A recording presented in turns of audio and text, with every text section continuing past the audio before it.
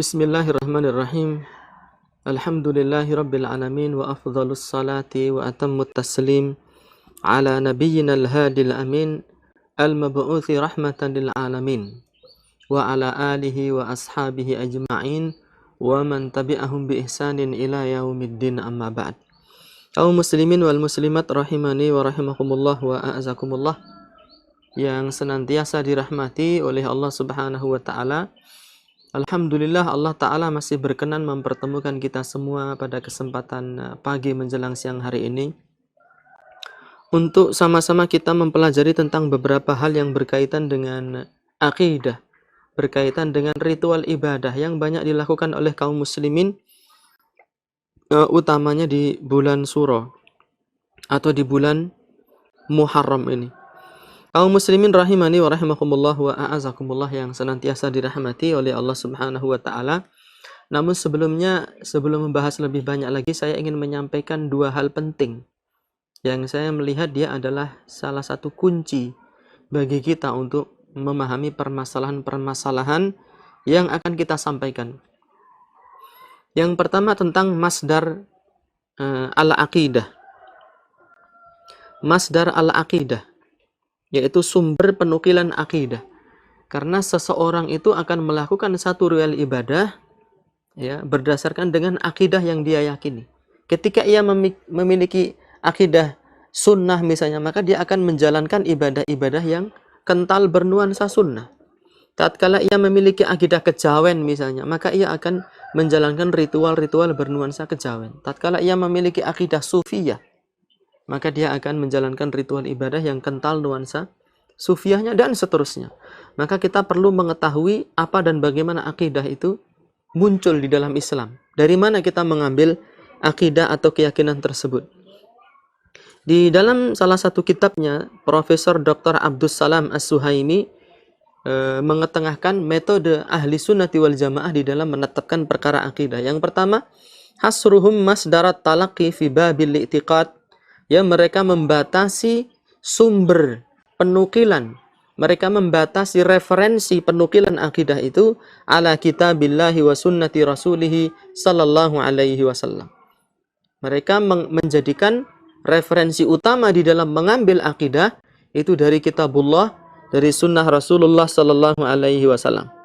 Wa fahmuhum, dan juga memahami keduanya, memahami Al-Quran dan Sunnah ala dawi fahmi salafis saleh, sesuai dengan pemahaman salafus saleh. Sehingga seorang muslim dia dituntut untuk tidak memiliki ideologi, tidak memiliki akidah, tidak memiliki keyakinan, kecuali akidah tersebut terambil dari Al-Quran, terambil dari Sunnah Rasulullah Sallallahu Alaihi Wasallam, dan sesuai dengan pemahaman as-salafus saleh, ya, sesuai dengan pemahaman generasi sahabat. Itu baru akan menghasilkan akidah yang benar. Kemudian metode yang kedua dalam menetapkan akidah adalah ihtijajuhum bisunnatis sahihah fil aqidati sawa'un kanat hadhihi sunnah sahihah mutawatiratan am ahad. Mereka mengambil akidah itu dari hadis-hadis Nabi yang sahih. Sama saja apakah hadis itu mutawatir ataukah hadis itu ahad. Hadis mutawatir itu satu hadis sahih yang diriwayatkan oleh banyak sekali para perawi hadis sehingga tidak ada keraguan lagi. Sedangkan hadis ahad itu adalah hadis yang diriwayatkan oleh sedikit ya perawi. Tetapi ahli sunnah meyakini selama hadis itu sahih, meskipun dia ahad, maka dia dijadikan dalil di dalam permasalahan akidah. Dan yang ketiga, at-taslimu bima ja'a bihil wahyu. Ya, kita memasrahkan akal kita, tunduk sepenuhnya kepada wahyu yang datang dari Allah, datang dari Rasulullah sallallahu alaihi wasallam, wa adamu raddihi bil aqli, dan tidak menolak wahyu tersebut dengan akal kita. Akidah yang kita yakini harus terambil dari wahyu dan kita tunduk kepada wahyu dan tidak menolak wahyu tersebut dengan akal kita. Maknanya, seandainya Al-Quran dan Sunnah datang memberitahukan satu akidah, satu keyakinan, maka kita meyakininya. Meskipun terkadang akal kita belum mampu untuk menjangkau apa yang ditetapkan oleh wahyu. Karena kebenaran wahyu itu mutlak, sedangkan kebenaran akal manusia itu relatif dan nisbi. Wa adamul khawdi fil umuril al-ghaibiyah allati la majala lil aqli fiha. Kemudian kita tidak membahas perkara-perkara gaib yang tidak diterangkan oleh wahyu. Karena akal kita tidak mampu menjangkau kegaiban. Maka sumber pengetahuan tentang kegaiban itu hanya bersumber dari Al-Quran dan Sunnah Nabi Sallallahu Alaihi Wasallam. Jika di sana ada keyakinan tentang satu perkara gaib yang tidak terambil dari wahyu, maka kita wajib menolaknya. Ini perlu kita pahami bersama, ya, agar kita nanti bisa memahami akidah dengan benar sesuai dengan syariat Islam murni terambil dari wahyu Allah Subhanahu wa taala. Yang keempat, adamul khawdi fi ilmil kalami wal falsafati. Ya, tidak mengotak-atik akidah yang telah mapan itu kemudian ditimbang dengan ilmu kalam, ilmu filsafat yang suka main akal-akalan. Kalau begini berarti begitu, kalau begitu berarti begono, berarti ayat ini tidak benar, berarti hadis ini tidak masuk di akal. Ya, itu semua tidak boleh kita lakukan. Yang kelima, rafdut ta'wilil batil, menolak yaitu penafsiran-penafsiran yang batil terhadap wahyu Allah, terhadap sunnah Nabi Sallallahu Alaihi Wasallam. Bagaimana cara kita mengetahui penafsiran itu batil atau tidak? Yaitu dengan mengembalikan penafsiran ayat itu kepada pemahaman para sahabat, kepada pemahaman generasi as-salafus salih. Yang terakhir adalah al-jam'u bainan nusus fil mas'alatil wahidati, yaitu mengumpulkan banyak dalil di dalam satu permasalahan. Dalil-dalil yang ada kita ambil, ya, dikomparasikan, kemudian baru dipahami dan menghasilkan pemahaman yang benar. Adapun seorang mengambil satu dalil dan mengambil kesimpulan dari satu dalil tersebut, maka ia akan terjerumus kepada pemikiran yang keliru. Ya. Kenapa? Karena ayat dan hadis itu yufassiru ba'duha ala ba'd. Karena ayat dan hadis itu saling menafsirkan satu sama lain. Itu mukadimah yang ingin saya sampaikan. Kemudian berkaitan dengan tema kita, ya, kita akan membahas tentang amalan syubhat yang banyak dilakukan oleh masyarakat di bulan Muharram. Kalau kita berbicara tentang masalah ini, kata pepatah Arab, hadits wala haraj. Ya. Absenlah itu ritual-ritual yang sangat banyak yang terjadi di masyarakat, wala haraj, dan tidak ada kekhawatiran apapun maknanya saking banyaknya ritual yang dilakukan oleh masyarakat kita, padahal mereka masyarakat yang meyakini Islam sebagai ajaran agamanya. Dan sekali lagi, kita mengambil Al-Quran dan Sunnah dengan pemahaman para sahabat di dalam menghukumi benar dan tidaknya satu akidah. Karena ada sebagian orang, ini mungkin menurut kamu salah, tapi menurut saya benar. Kita katakan barangkali itu menurut adat kebiasaan di masyarakat sampean benar. Barangkali nanti menurut adat di daerah lain salah. Tetapi patokan kita di dalam benar dan salah itu bukan apa? Bukan menurut adat dan bukan pula menurut pernyataan orang banyak, tokoh-tokoh, ya, tidak seperti itu. Karena kita berbicara tentang Islam, kita berbicara tentang wahyu Allah, maka sumber penukilannya juga harus jelas. Wallahu ta'ala alam. Kaum muslimin rahimani wa rahimakumullah wa a'azakumullah yang senantiasa dirahmati oleh Allah Subhanahu wa ta'ala, berkaitan dengan ritual di bulan Suro, amalan-amalan syubhat yang dilakukan oleh kaum muslimin ada banyak sekali. Baik yang bernuansa Islam ataupun tidak bernuansa Islam sama sekali. Di antaranya yang telah disampaikan oleh Syekh Ali Abdul Hamid Al-Halabi Al-Athari di dalam kitab Ashura baina hidayati sunnatil gharra wa dalalatil bid'ati syana'a. Beliau mengatakan, di antara bentuk-bentuk, ya, amalan syubhat yang dilakukan oleh kaum muslimin adalah takhsisu qiraati ayatin fiha dzikru Musa alaihi salam. Mengkhususkan membaca ayat yang ada penyebutan Nabi Musa di dalamnya. Fi salatil fajri yauma Asyura. Ini saya berbicara tentang bid'ah khusus di hari dan malam Asyura. Ya, karena sasi suro itu terambil dari kata Asyura. Asyura itu maknanya hari tanggal 10 di bulan Muharram. Jadi ada kebid'ahan, ya, kemudian ada amalan-amalan syubhat. Ini bahasa kita adalah bahasa syariatnya kebid'ahan. Ya, nama lainnya mungkin dia amalan-amalan yang berbau syubhat. Itu ada yang dilakukan khusus di hari Asyura dan malam Asyura. Ada juga yang dilakukan di luar Asyura tetapi masih di dalam ruang lingkup bulan Al-Muharram. Ya, bulan Muharram itu menurut orang Jawa sama dengan bulan Suro. Sedangkan orang Arab, suro di sini maknanya adalah tanggal 10. Di antara amalan syubhat yang dilakukan, seseorang itu mengkhususkan membaca ayat yang ada penyebutan Nabi Musa di dalam ayat tersebut. Kapan dibacanya? Ketika sholat subuh tanggal 10 bulan Suro. Dia khusus membaca ayat itu. Apa yang melatar belakangi? Karena Nabi mengkabarkan pada tanggal tersebut, ya pada hari Asyura tersebut, Allah Subhanahu wa taala memenangkan Musa, ya ketika melawan Firaun. Kemudian mereka berpikir dengan akalnya, ya membuat satu akidah baru dengan akalnya. Oh, ini kan hari kemenangan Nabi Musa. Maka ketika sholat subuh kita membaca ayat yang ada namanya Nabi Musa sebagai bentuk peringatan kepada Musa.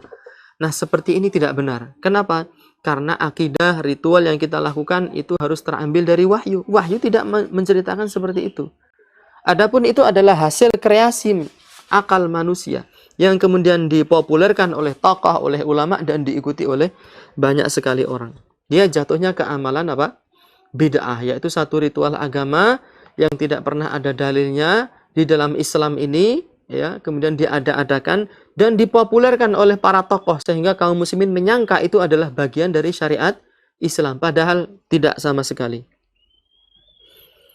Kemudian yang kedua adalah ta'khiru al-ba'd i'ta'iz zakah ila yaumi Asyura, mengakhirkan pembayaran zakat. Ya, padahal bulan sebelumnya, ya, Dzulhijjah misalnya, Dzulhijjah itu dia zakatnya sudah mencapai nisab, sudah mencapai haul, harus segera dibayarkan. Tapi karena ada bulan Suro, dia mengakhirkan pembayaran zakat itu sampai tanggal 10 Muharram. Karena dia meyakini ada keutamaan di situ. Dan ini tidak benar, bagian juga dari amalan-amalan syubhat. Yang ketiga, ihdath salat Asyura baina adh-dhuhri wal 'asr. Mengada-adakan ritual salat yang disebut dengan salat Asyura, ya, yang dilaksanakan antara zuhur dengan asar, arba'a raka'atin, ada 4 rakaat, ala tanmiqi suwarin muayyanah, yaitu dengan menghadirkan surat-surat tertentu, wa ayatin makhsusah, membaca ayat-ayat yang khusus, bitikrarin muayyan, dengan mengulang bacaan-bacaan tertentu. Dan ritual sholat Asyura ini saya dapatkan, ya, secara lebih rinci lagi, ya, tentang tata caranya, itu ada di buku, ya, yang diberi judul Misteri Bulan Suro, ya. Disebutkan di sana tentang ritual rinci, tentang ritual ibadah yang disebut dengan sholat Suro tersebut, dan itu tidak ada di dalam Islam, tidak dilakukan oleh Nabi, tidak dilakukan oleh para sahabat. Bahkan para ulama kita memasukkan, ya, ritual sholat Suro ini ke dalam kumpulan bid'ah-bid'ah yang dilakukan pada bulan Suro. Yang keempat, i'tiqadu fadlil iktihal, memiliki keyakinan pahala yang besar bagi orang yang memakai celak di matanya di hari Asyura. Jadi matanya dikasih celak supaya hitam-hitam, khusus di hari Asyura. Kemudian mengada-adakan doa khusus pada bulan Suro dengan mengulang bacaan hasbiyallahu wa ni'mal wakil sab'ina marrat, ya, sampai 70 kali. Hasbiyallahu wa ni'mal wakil, hasbiyallahu wa ni'mal wakil, hasbiyallahu wa ni'mal wakil.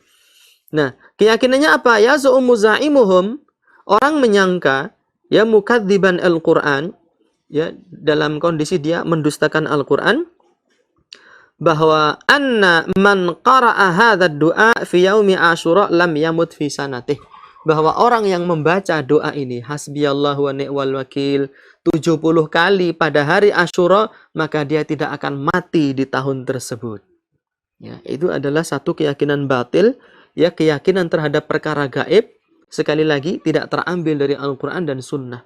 Maka di awal tadi saya menyampaikan penukilan akidah itu, referensi akidah itu harus terambil dari Al-Quran Sunnah dengan pemahaman as-salafus saleh.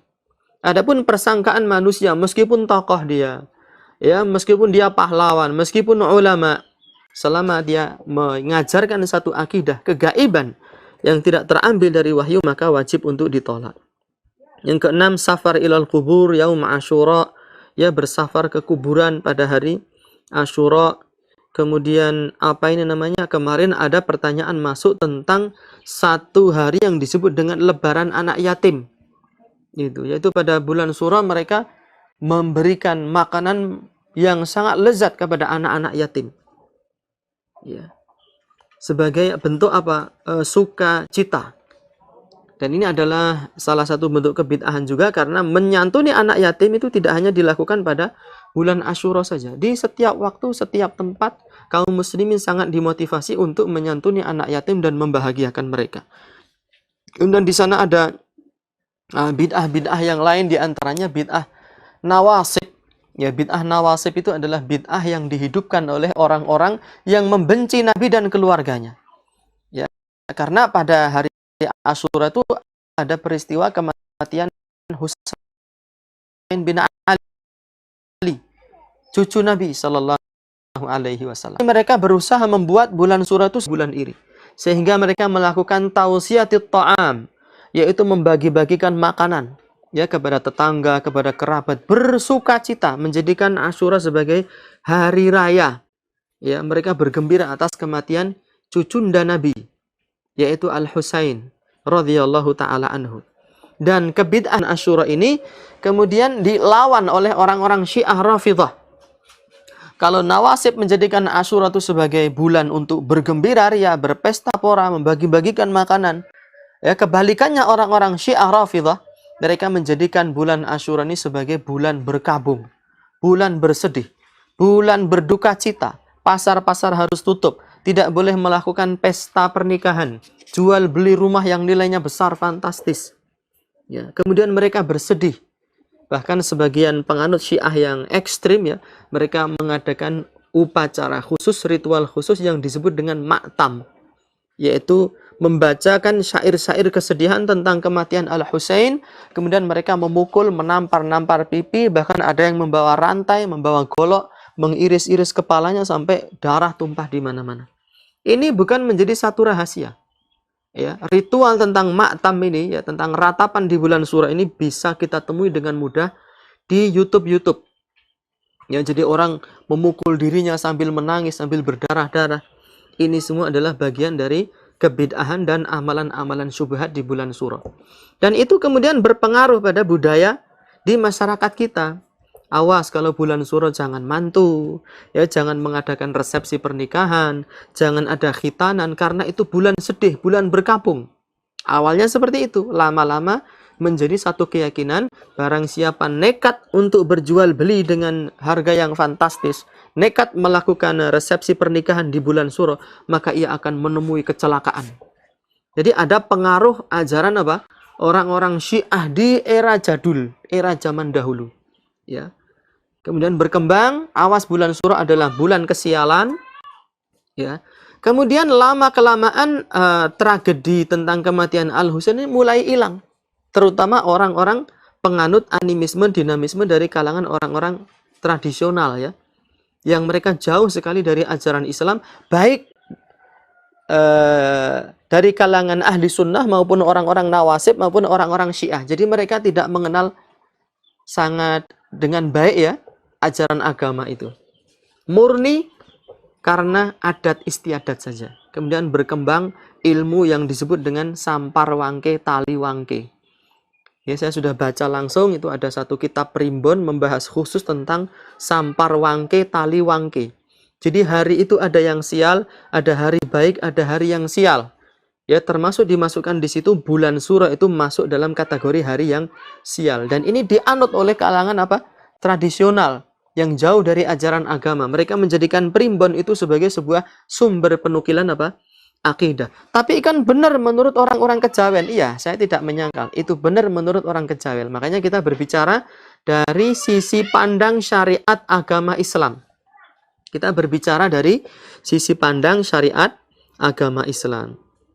Nah, itu adalah beberapa faktor, ya, penyebutan tentang ritual-ritual syubhat dan kebid'ahan yang banyak dilakukan oleh masyarakat kita. Kemudian faktor-faktor yang melatar belakanginya. Itu ada faktor sejarah, ada faktor ideologi, ada faktor adat istiadat. Kemudian apakah tradisi Syura ini berkaitan pula dengan proses islamisasi tanah Jawa yang dilakukan oleh ulama terdahulu? Iya, menurut sebagian kalangan memang demikian. Terutama penulis buku ini. Ya, bulan Syura misteri bulan Suro dalam perspektif Islam Jawa. Setelah kemudian muncul keyakinan di kalangan masyarakat kita bahwa bulan Suro ini tentu sudah level yang ketiga ya. Yang pertama itu dijadikan bulan sedih, kemudian yang kedua orang-orang melarang dari melakukan ritual, dari melakukan pesta pora, harus bersedih. Kemudian yang ketiga itu dijadikan sebagai sebuah ideologi dan adat yang tidak ada sangkut pautnya dengan agama. Nah, para ulama kita konon diceritakan untuk menghilangkan ritual-ritual tersebut, ya mereka tidak bisa serta-merta untuk menghilangkannya. Lalu dilakukanlah apa? Modifikasi, pengurangan, penambahan, dan seterusnya. Wallahu ta'ala alam bisawab. Apakah itu benar atau tidak? Yang jelas, kita sebagai seorang muslim dituntut untuk tunduk dan patuh kepada Al-Quran dan Sunnah Rasulullah Sallallahu Alaihi Wasallam dengan apa? Pemahaman para sahabat. Jika ada yang mengatakan, wah kalau kita langsung sampaikan dalil masyarakat tidak akan menerima, maka kita perlu memahami bahwa tujuan dari dakwah yang utama itu adalah menyampaikan kebenaran. Masalah menerima atau tidak itu tergantung apa? Urusan Allah Subhanahu wa Ta'ala. Dan kita tidak boleh pesimis. Kalau kita langsung sampaikan ilmu, masyarakat tidak akan bisa menerima dengan baik. Rasulullah Shallallahu Alaihi Wasallam, manusia paling mulia, manusia paling pinter, paling pandai, menerima wahyu langsung dari Allah Subhanahu wa Ta'ala. Beliau berdakwah di tengah masyarakat yang sangat rusak. Bahkan lebih rusak dari masyarakat yang kita hadapi di zaman sekarang. Akan tetapi metode yang beliau tempuh ya tetap metode Islam. Membacakan ayat, membacakan hadis, kemudian memperbaiki akhlak kita di dalam bergaul, bermuamalah dengan manusia. Atas izin Allah Subhanahu wa Ta'ala, dakwah beliau itu diberkahi oleh Allah dan membawa manfaat yang besar. Karena kalau kita takut-takut menyampaikan kebenaran, belum saatnya, masyarakat belum siap. Saya sendiri secara pribadi, ya sejak saya kecil, orang-orang sudah mengatakan belum saatnya, masyarakat belum siap. Sampai sekarang, ketika saya menyampaikan ini informasi atau data dari Al-Quran, ini fakta dari hadis Nabi, ini fatwa-fatwa para ulama, masih saja suara masyarakat belum siap itu terngiang-ngiang sampai sekarang. Seolah-olah kata-kata masyarakat belum siap itu dijadikan alasan untuk menolak keberadaan wahyu tersebut. Na'udzubillahi tsumma na'udzubillah. Kemudian selanjutnya kaum muslimin wal muslimat rahimani wa rahimakumullah wa a'azakumullah yang senantiasa dirahmati oleh Allah Subhanahu wa Ta'ala, keberadaan beberapa ritual tersebut itu kemudian dicoba oleh sebagian kalangan untuk dimaklumi ya. Kemudian mereka mulai berhujjah dengan alasan-alasan yang bagi sebagian orang mungkin bisa diterima, tetapi bagi orang yang sedikit saja memiliki pemahaman yang benar terhadap akidah, kemudian metode penukilan akidah itu tidak bisa diterima sama sekali. Ya, contoh misalnya tentang kenduri di bulan Suro. Itu dikatakan kalau di bulan Suro masyarakat membuat bubur 3 macam. Mereka membuat makanan yang banyak, kemudian ada ritual kenduri di situ, dibuat bubur 3 macam. Ada bubur putih, bubur merah, dan bubur kacang-kacangan. Bubur putih konon katanya melambangkan Hasan, bubur merah konon melambangkan Husain, dan bubur kacang-kacangan itu melambangkan Nabi Musa. Ini adalah produk akidah yang lahir karena akal manusia yang bermain, bukan karena wahyu.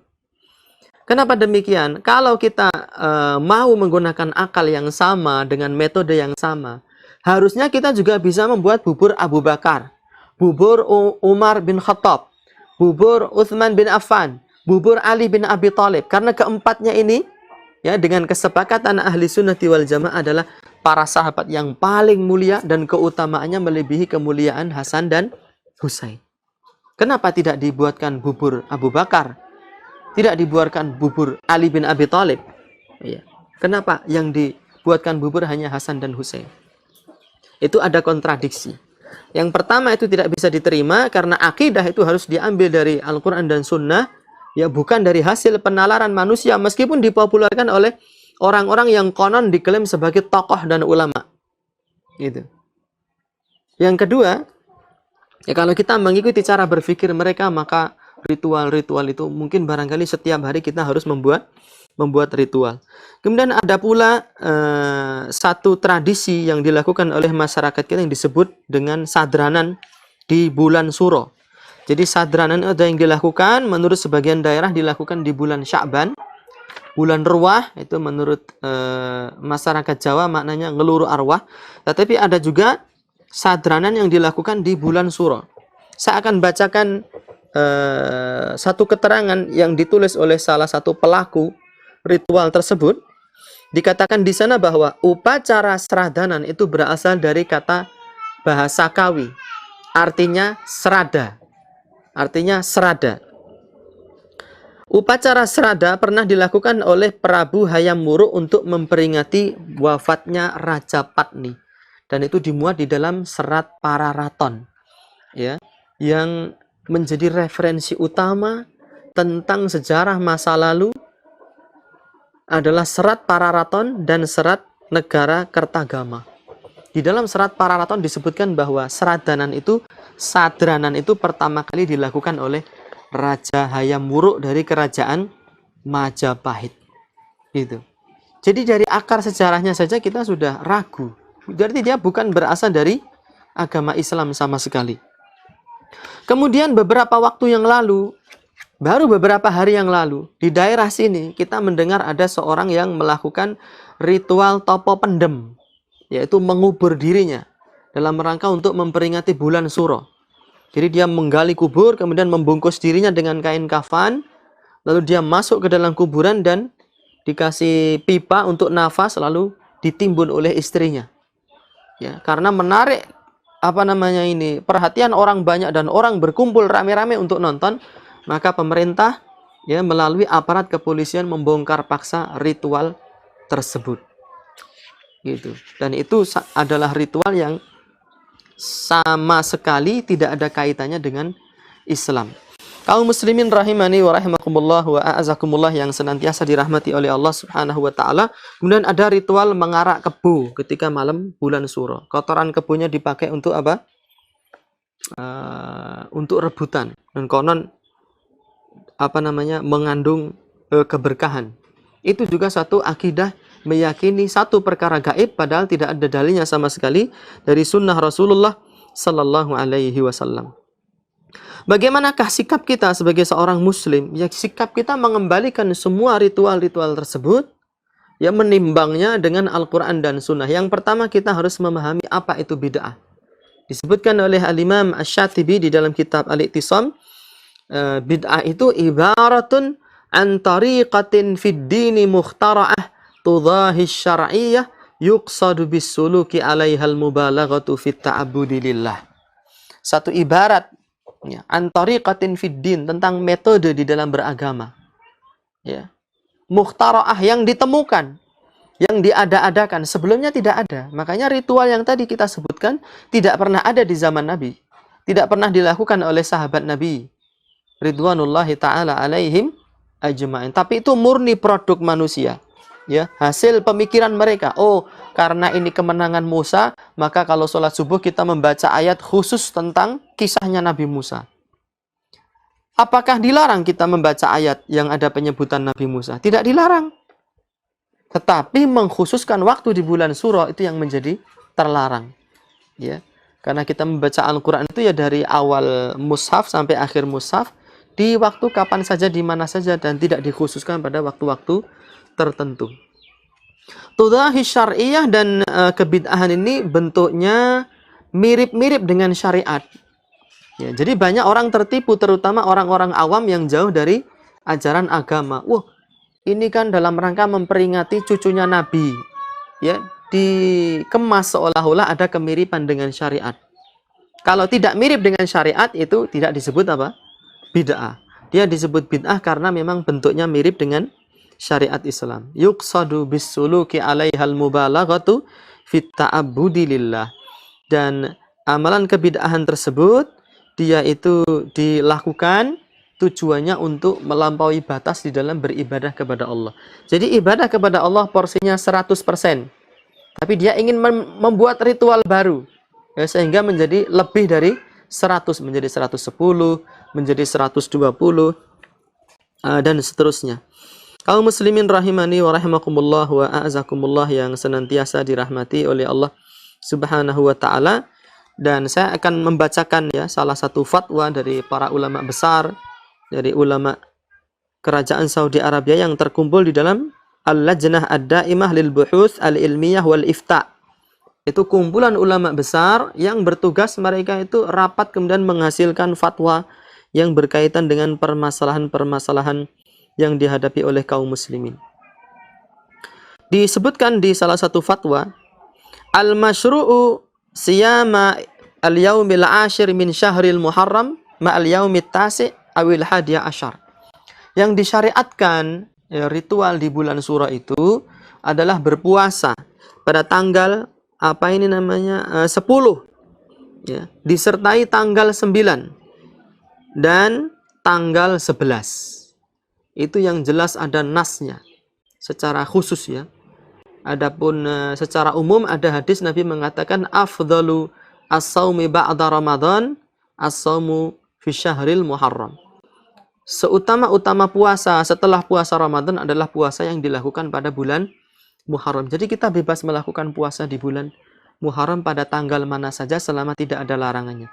Tetapi yang ditekankan adalah tanggal 9, 10 dan 11 pada bulan Muharram.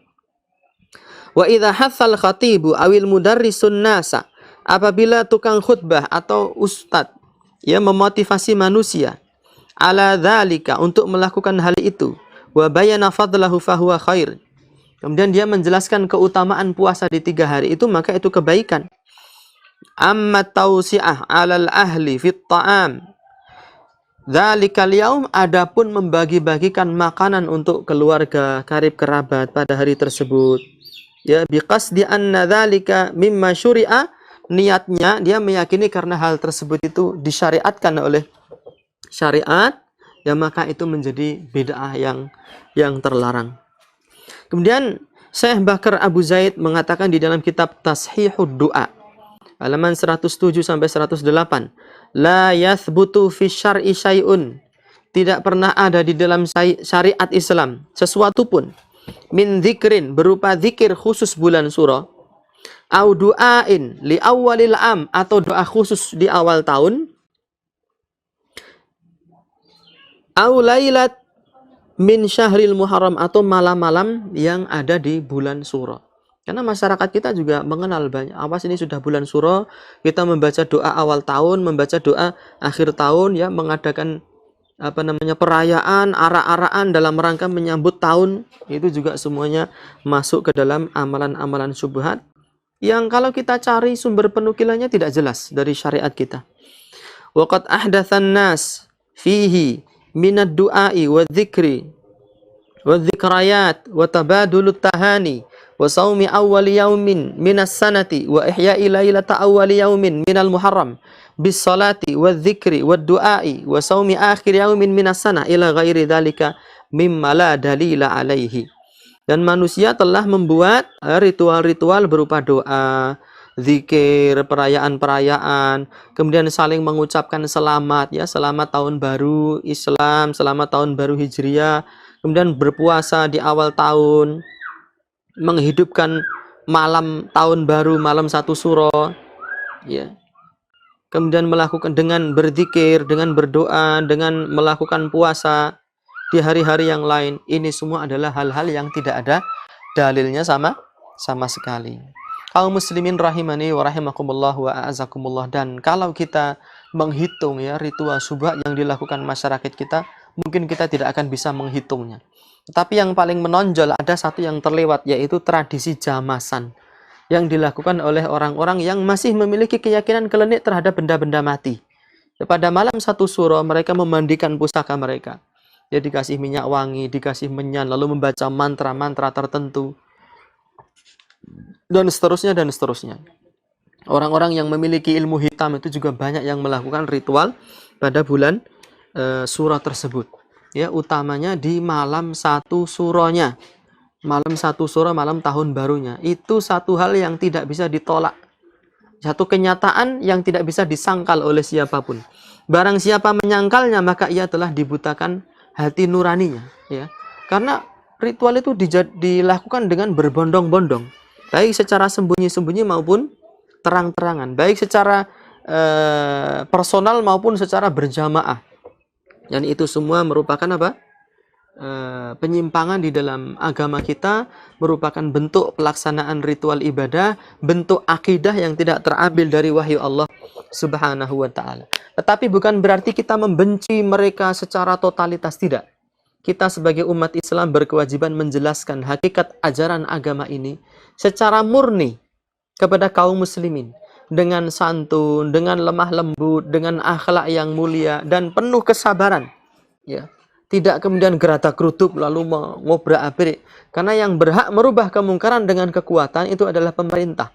Adapun kita bukan pemerintah, kita hanya diwajibkan untuk mendakwahi kaum muslimin bil mau'izatil hasanah, dengan nasihat-nasihat yang santun, nasihat-nasihat yang bijaksana, suri tauladan yang baik, dan akhlak yang mulia pula.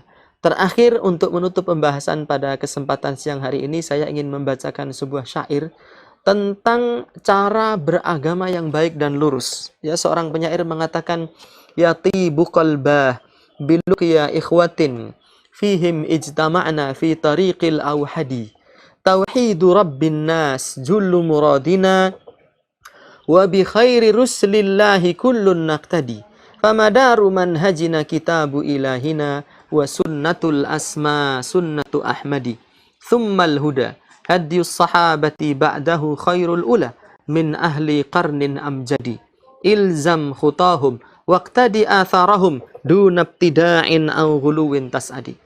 Yatibu qalbah, kita sangat berbahagia. Biluqya ikhwatin, karena dipertemukan oleh Allah dengan saudara sesama kaum muslimin, termasuk para pelaku amalan-amalan syubhat.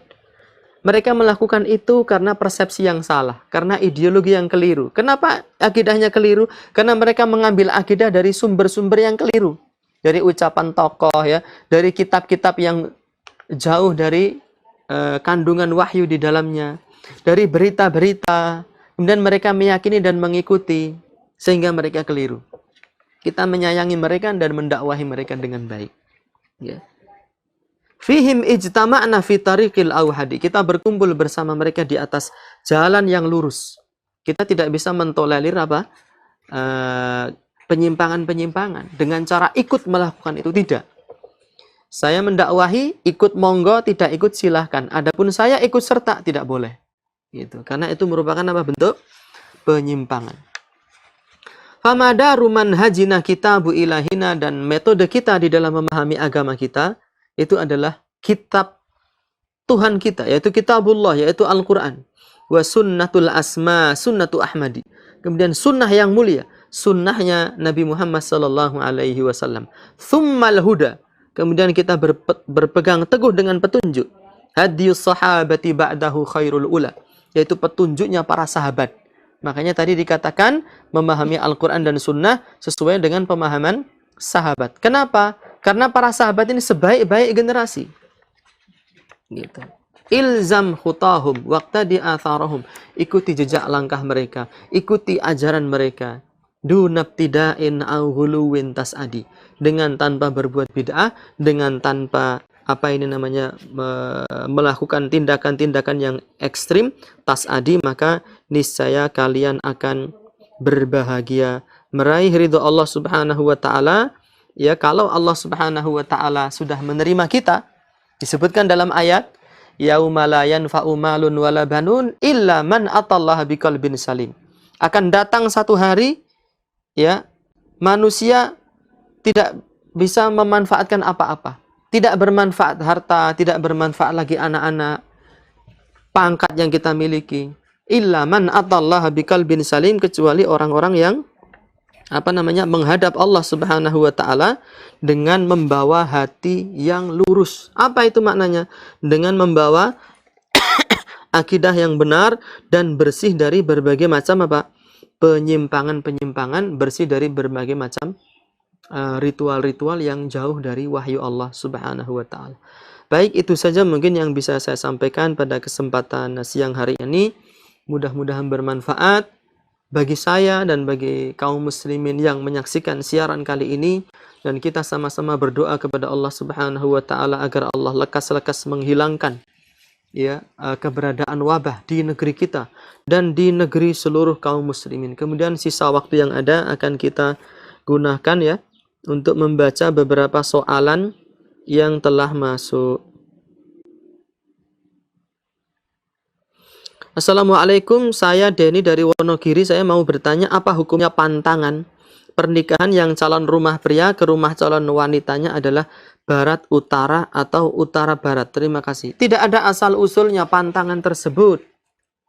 Tidak ada asal usulnya pantangan tersebut. Dan pantangan ini banyak sekali. Kalau laki-lakinya ada di utara, wanitanya ada di barat sama mana ini? Barat ya sama utara, maka tidak boleh. Itu hanya satu dari sekian banyak pantangan. Nanti ada yang mengatakan kalau laki-lakinya ada di satu kampung yang hanya dipisahkan oleh jalan, itu juga tidak boleh. Ya. Kemudian lagi ada yang mengatakan anak pertama mendapat anak yang ketiga. Ya. Jadi laki-lakinya itu anak pertama, wanitanya anak ketiga. Ini tidak boleh dinikahkan. Belum lagi kalau kita mempelajari ilmu sampar wangke, tali wangke, dan saya tidak menyarankan itu, cuma saya pernah membaca dalam rangka untuk memahami apa sebenarnya yang mereka inginkan itu. Yaitu manusia itu lahirnya bulan apa, tanggal berapa, hari itu, misalnya hari Kemis itu kan ada neptunya. Neptunya itu Pon, Wage, Selasa, Kliwon, enek pasaran nih. Hari itu ada angkanya, ya pasaran itu ada angkanya, nanti dijumlah dapatnya berapa. Yang cewek juga begitu. Lahir hari apa, pasaran apa, dijumlah dapat berapa. Kalau hasilnya nanti angka sekian, sekian, sekian, maka tidak boleh menikah. Dan itu sampai sekarang masih banyak yang meyakini. Itu semua adalah keyakinan gaib. Mereka meyakini kalau nekat dilanggar, maka dia akan ditimpa oleh kecelakaan. Seolah-olah dia ingin meramal kejadian di masa mendatang. Itu tidak boleh. Karena itu kita meyakini kegaiban, perkara gaib yang tidak diterangkan oleh Allah dan Rasulnya.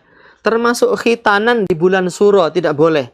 Karena nanti akan mengakibatkan kecelakaan dan seterusnya. Saya walhamdulillah dulu waktu saya kecil mengikuti khitanan massal yang diadakan oleh satu ormas di negeri kita. Sengaja dilakukan di bulan Suro. Dan saya ikut khitanan massal itu. Walhamdulillah lancar, damai, tidak ada kecelakaan berarti. Dan sampai sekarang anak saya sudah 4. Walhamdulillah. Jadi keyakinan seperti ini tidak perlu diyakini karena hanya akan merusak akidah kita. Wallahu ta'ala alam. Mau nanya apakah tidak boleh menikah di bulan Suro? Boleh. Bahkan sebagian ikhwan kita kemarin pada tanggal 1 Suro mereka melangsungkan pernikahan. Dan saya juga sudah sering memberikan khutbah di acara pernikahan yang dilakukan di bulan Suro. Ada sahabat saya menikah dulu beberapa tahun yang lalu dan saya khutbah di bulan Suro. Sekarang anaknya sudah 3 apa 2 lupa saya. Artinya apa? Harmonis dan tidak ada kendala apa-apa. Kalaupun nanti ada yang mengalami kendala, itu jangan menyalahkan bulan Suronya. Itu bagian dari tatoyur yang dilarang. Nabi mengatakan at-tiyaratu syirkun, at-tiyaratu syirkun, at-tiyaratu syirkun. Itu merasa sial karena melihat sesuatu, merasa sial karena mendengar sesuatu, kemudian merasa sial karena menemui sesuatu. Jadi tiarah itu objeknya bisa sesuatu yang dilihat, bisa sesuatu yang didengar, bisa pula sesuatu yang ditemui.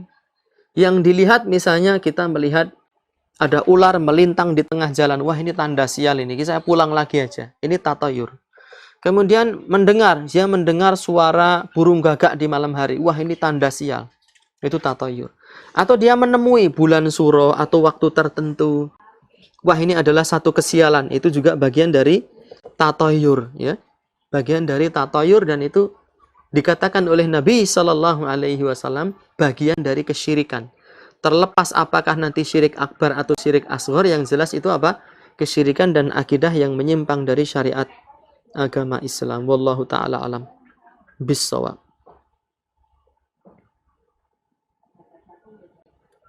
Saya Kong Ajat dari Cianjur. Saya mau bertanya, ada mubalik menyampaikan bahwa asal perintah sholat itu 50 kali per hari. Dan Nabi mendapat usulan dari nabi-nabi lain hingga harus turun naik dan bolak-balik minta diskon. Bukankah Allah zat yang maha bijaksana dan maha mengetahui kapasitas fisik manusia? Iya benar. Dan tidak ada kontradiksi karena semuanya sebetulnya sudah ditakdirkan oleh Allah Subhanahu wa taala. Itu. Jadi Allah itu zat yang maha mengetahui yang belum terjadi, yang sedang terjadi, dan yang akan terjadi. Termasuk pensyariatan sholat itu sendiri. Kelak itu 5 waktu atau tidak, itu Allah sudah tahu sebelum memberikan perintah kepada Nabi Muhammad Sallallahu Alaihi Wasallam. Karena semua hal yang terjadi di alam raya ini, ya, dia berjalan di atas takdir Allah Subhanahu wa taala. Makanya Allah menetapkan 5 sholat. Tapi kenapa awalnya itu 50 ya? Barangkali dengan bolak-baliknya itu ada hikmah yang tidak kita pahami. Bagi Nabi Muhammad Sallallahu Alaihi Wasallam dan pelajaran juga bagi kita. Bukan berarti Allah tidak mengetahui kapasitas. Allah maha mengetahui kapasitas manusia. Dan tidak ada kontradiksi di antara dua hal tersebut. Apakah malaikat Jibril dan buruknya bisa bawa Nabi bolak-balik sementara di alam lahut itu ada 7 hijab yang dapat menghanguskan malaikat sekalipun? Ini keterangan ada 7 hijab yang bisa menghanguskan malaikat sekalipun. Saya sendiri belum mengetahuinya.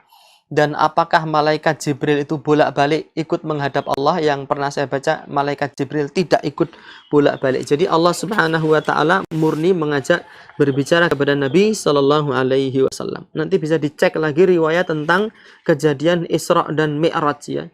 Terutama di kitab-kitab akidah itu ada bahasan khusus ya tentang masalah tersebut. Wallahu taala alam.